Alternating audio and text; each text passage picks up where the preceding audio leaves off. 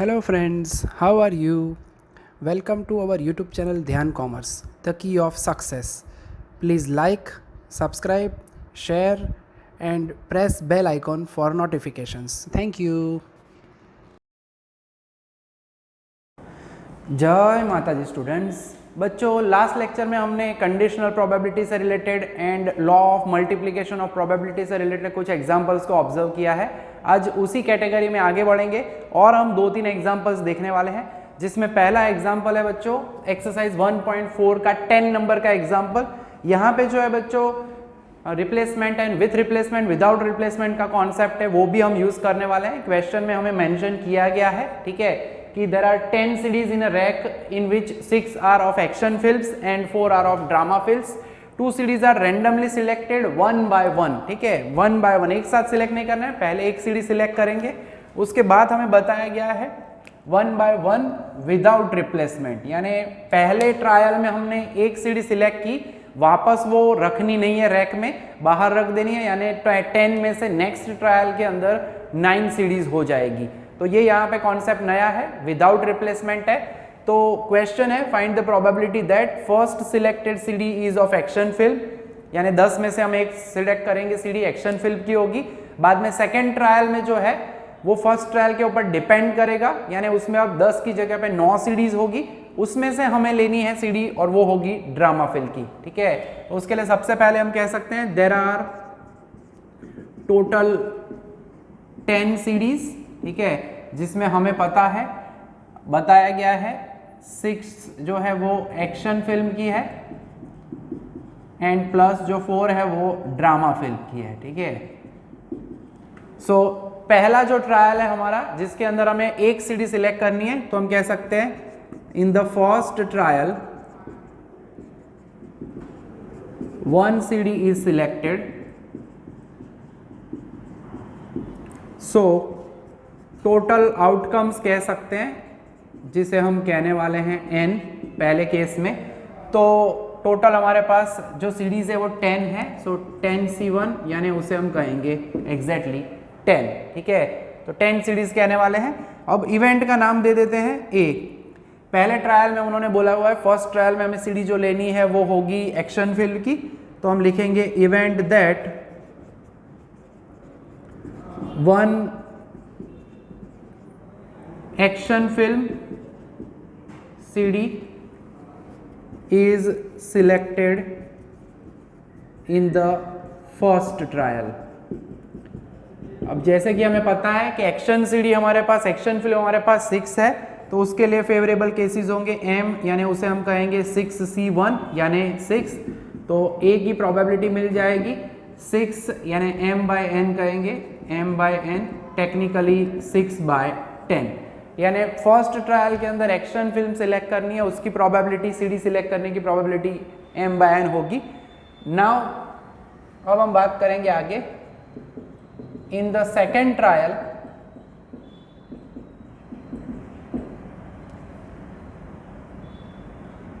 Here it is given that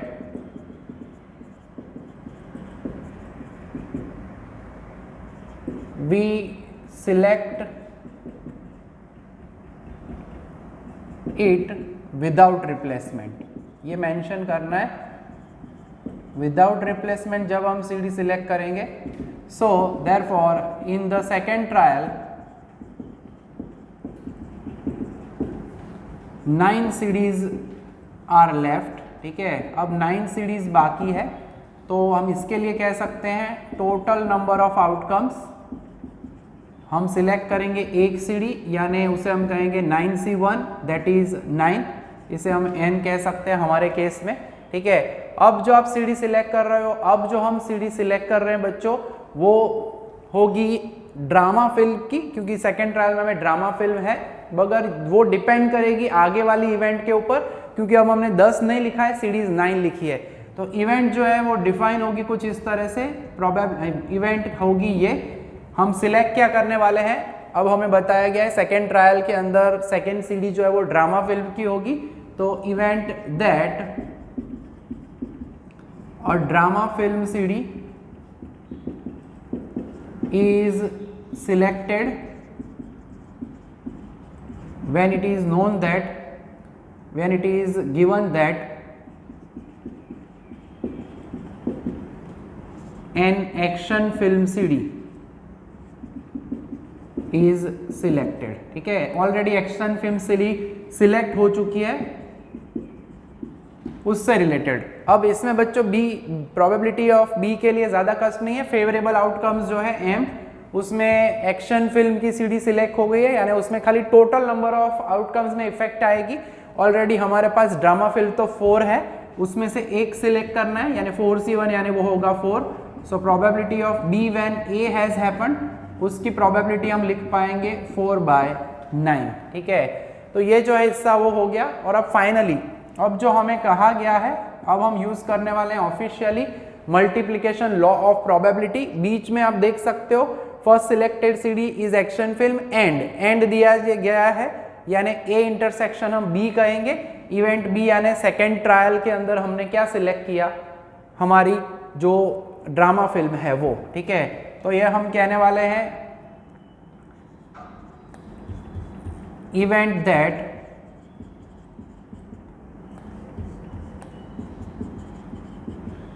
an action film is selected in first trial and उसके बाद question में वही लिखना है एंड सेकेंड सीडी, ठीक है, is a drama film CD. तो इसकी प्रोबेबिलिटी का कॉन्सेप्ट है P of A intersection B. अब जो इवेंट पहले होती है, अकर पहले हो रही है इवेंट कौन सी, तो पहले हमने एक्शन फिल्म लिखी है, आई मीन सिलेक्ट की है, तो P of A into probability of B when A has happened. तो वो दोनों के दोनों हमारे पास अवेलेबल है। Probability of A is nothing but 6/10, probability of B when A has happened हमारे पास है 4/9। तो इसे हम कह सकते हैं फाइनली, अगर आंसर लिखना चाहते हैं तो इट इज 24/90। इसे अगर आप सिंप्लीफाई करना चाहते हो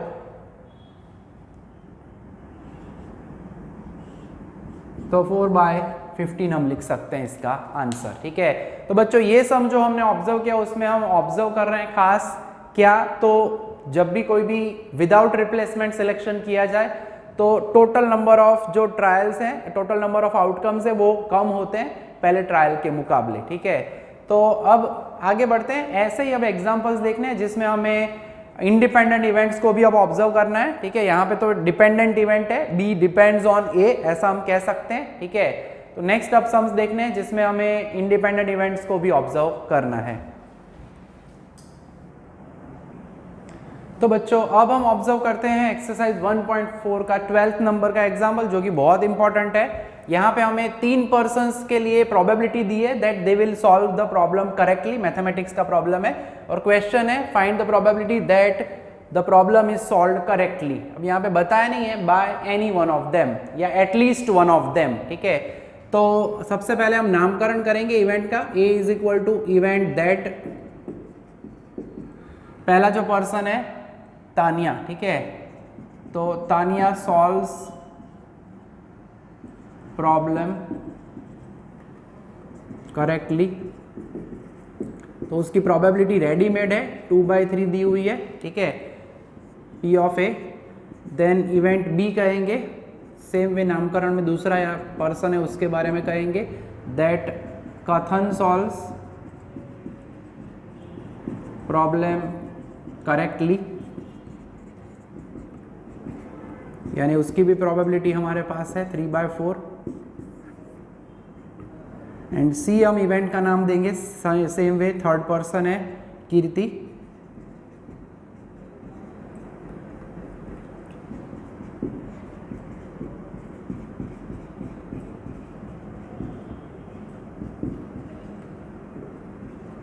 सॉल्व्स प्रॉब्लम करेक्टली, तो उसकी प्रोबेबिलिटी भी हमें दी हुई है जो कि है 1/2, ठीक है। अब तीनों पर्सन्स की प्रोबेबिलिटीज दी हुई है हमें यहाँ पे कि 3 पर्सन आंसर करेक्टली सॉल्व कर रहे हैं, उसकी प्रोबेबिलिटी है।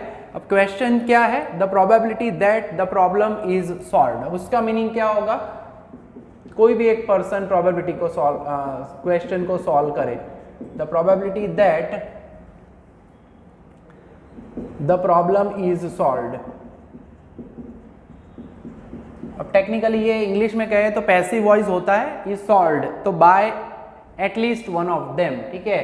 तो उसका मीनिंग है either A will solve the problem, A will solve the problem, और B will solve the problem, और C will solve the problem. इसका नोटेशन हमारा ये होगा, at least one of them will solve the example. अब technically कहते हैं तो अगर हमारे पास ऐसा आंसर मिल जाए, यानी कि कोई भी एक या दो या तीनों के तीनों सॉल्व कर सकते हैं, ठीक है, तो इसका नोटेशन ये होगा, हमें हमारे पास P of A, P of B, P of C वाला जो एडिशन थियरम है वो भी यूज कर सकते हैं, मगर हम यहाँ पे थोड़ा सा स्मार्ट वर्क करेंगे। 1 माइनस में क्या करूंगा कि टोटल प्रोबेबिलिटी या द प्रोबेबिलिटी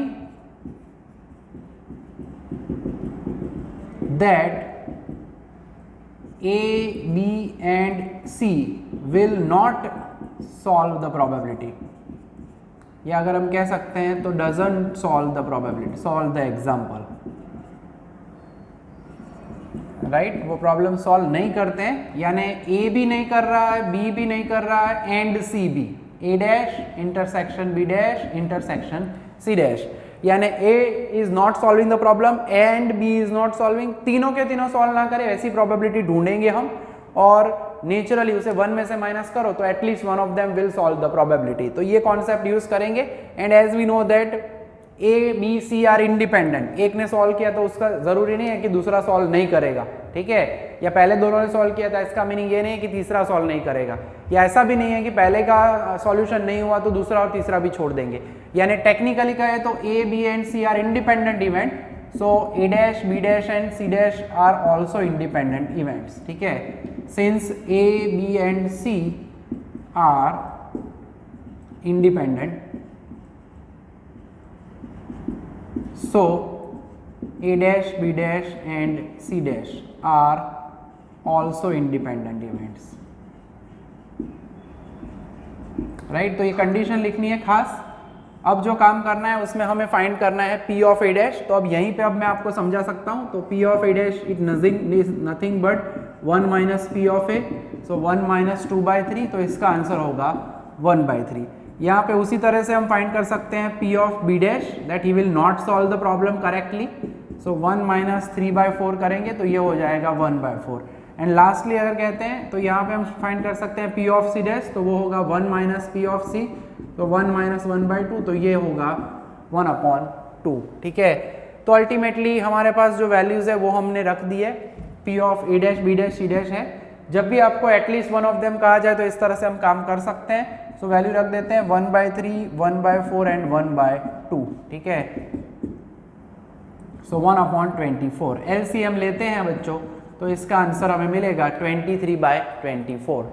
सो इतने चांसेस रहते हैं कि at least one of them will solve the example, ठीक है। तो अब एक लास्ट एग्जाम्पल देख लेते हैं आज के सेशन का।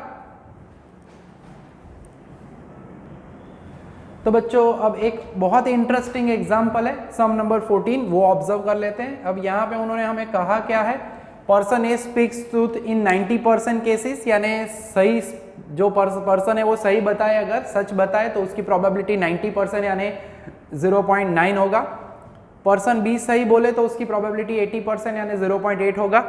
क्वेश्चन यही है कि पर्सन ए एंड बी जो है वो उनके स्टेटमेंट में डिफर करे, ठीक है, कोई एक फैक्ट के बारे में दोनों डिफर करते हैं, यानी अगर ए सही बोलेगा तो बी जो है वो गलत बोलेगा, ठीक है। वैसे ही अगर ए गलत बोले तो बी सही बोले, तो ही वो एक स्टेटमेंट में दोनों क्या होंगे, डिफर करेंगे। तो ये क्वेश्चन है हमारा, कोई एक स्टेटमेंट से रिलेटेड बताया हुआ है उन्होंने, ठीक है।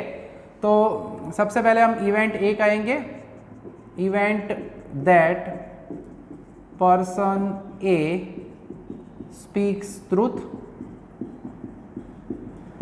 तो इसकी प्रोबेबिलिटी हमारे पास है, रेडी है, वो उन्होंने दिया हुआ है। Probability of A will be 90% बोला गया है, ठीक है, 90% यानी होगा 0.9, ठीक है। एंड हम ए डैश कहेंगे तो उसे हम कहने वाले हैं event that person A does not speak truth, ठीक है। तो उसे हम ए डैश कहेंगे, तो P ऑफ ए डैश यानी technically 1 minus P of A, so 1 minus 0.9 ये होगा 0.1। वैसे ही दूसरी इवेंट को हम बी कह देंगे, नाम बी है फिर भी, ठीक है। तो हम कहेंगे event that person B speaks truth, जो कि उन्होंने बताया हुआ है 80% है, तो प्रोबेबिलिटी ऑफ बी 80% यानी हम उसे कह देंगे 0.8। अब जो दूसरा केस है उसमें हम जैसे अभी बता ही चुके हैं बी डैश कहेंगे नेक्स्ट जो है इवेंट उसे, ठीक है। सो बी डैश यानी event that person B does not speak truth, तो उसमें हम फाइंड कर लेंगे पी ऑफ बी डैश यानी 1 minus P of B, probability of B यानी 1 माइनस 0.8, दैट विल बी 0.2। अब उनका क्वेश्चन जो है वो है कि दोनों के स्टेटमेंट है वो सेम फैक्ट के लिए डिफर करें, ठीक है। एक ही बात पूछी जाए पहले पर्सन को दूसरे पर्सन को, तो स्टेटमेंट मैच कब करते हैं, या तो दोनों सही बोले यानी ए इंटरसेक्शन बी, दोनों गलत बोले ए डैश इंटरसेक्शन बी डैश, इनका यूनियन। मगर यहाँ पे ये क्वेश्चन नहीं है, एक सही बोल रहा है यानी ए, दूसरा गलत यानी B dash, A intersection B dash union B intersection A dash, ऐसा कॉन्सेप्ट यहाँ पे होगा, ठीक है। तो हम इसे ऐसे कह सकते हैं, पहले हम डिफाइन करते हैं event that person A speaks truth and person B does not speak truth, right. ये पहली इवेंट, ये केस एक हो सकता है जिससे हम कह सकते हैं technically A intersection B dash, A यानी सही बोलने वाला, बी डैश यानी गलत बोलने वाला, ठीक है, ये समझने के लिए। और को हम बाद में कहेंगे यूनियन, ठीक है, इसको हम मर्ज करके ही समझाएंगे। और event that person A does not speak truth and person B speaks truth, तो इसको हम नोटेशन में कह सकते हैं और यानी यूनियन आता है बच्चों।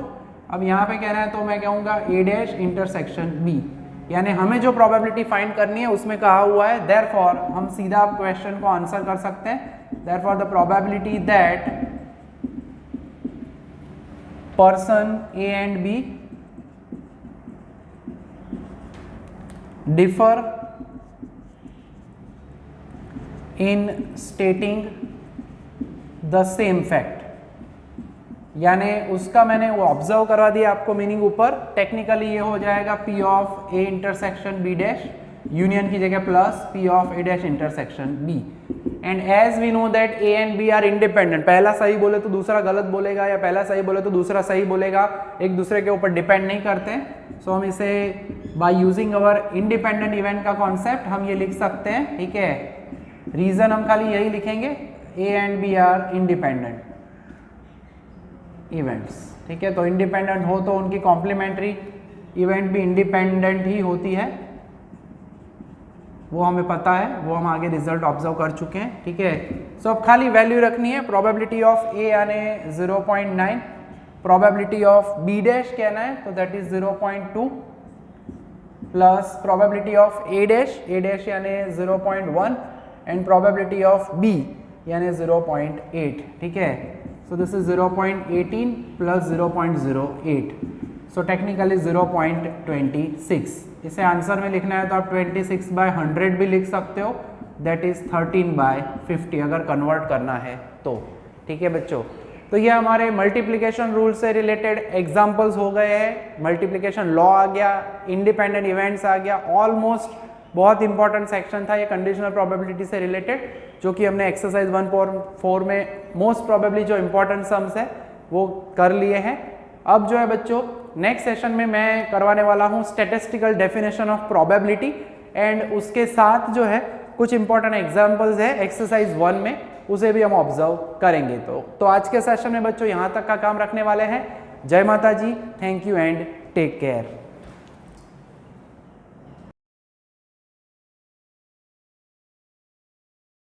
Please like, subscribe, share and press bell icon for notifications.